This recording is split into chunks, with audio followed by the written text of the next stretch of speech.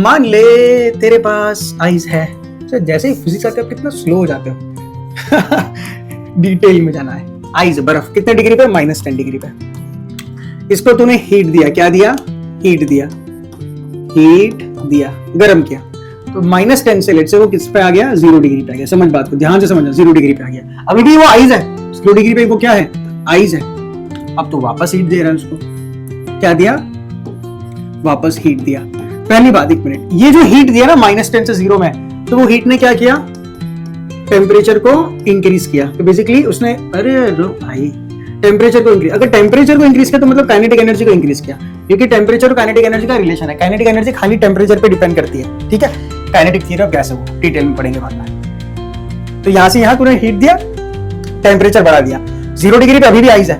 अब तूने एक हीट दिया, ये आइस लिक्विड में कन्वर्ट होने लगा। लिक्विड मतलब कि वाटर में कन्वर्ट होने लगा, पर अभी भी टेम्परेचर 0 डिग्री रहा। अरे वाह, ये कौन सी हीट है?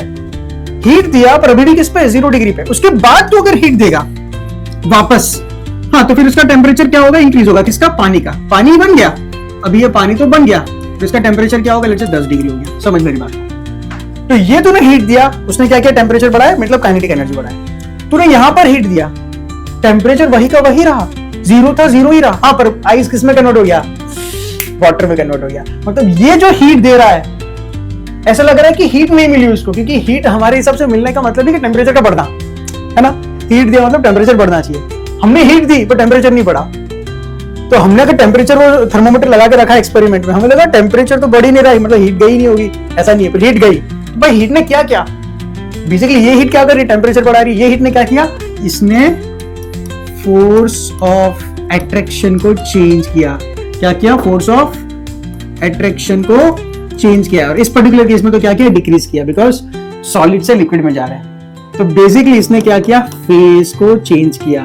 फेज को चेंज करने का मतलब सॉलिड को किस में कन्वर्ट कर दिया? लिक्विड में। क्योंकि 0 डिग्री पे सॉलिड भी होता है, 0 डिग्री पे लिक्विड भी होता है, पर इनके बीच जो हीट दिया है आइस से वाटर करने के लिए, उसको क्या बोलते हैं? Latent heat. इसी हीट को क्या बोलते हैं? लेटेंट। लेटेंट का मतलब ये होता है छिपी हुई, हिडन। क्यों सर हिडन बोलते हैं? क्योंकि जनरली हम हीट देते हैं ना, तो हमारा ये मानना है कि टेम्परेचर बढ़ना चाहिए, तभी हम बोलेंगे हीट दिया।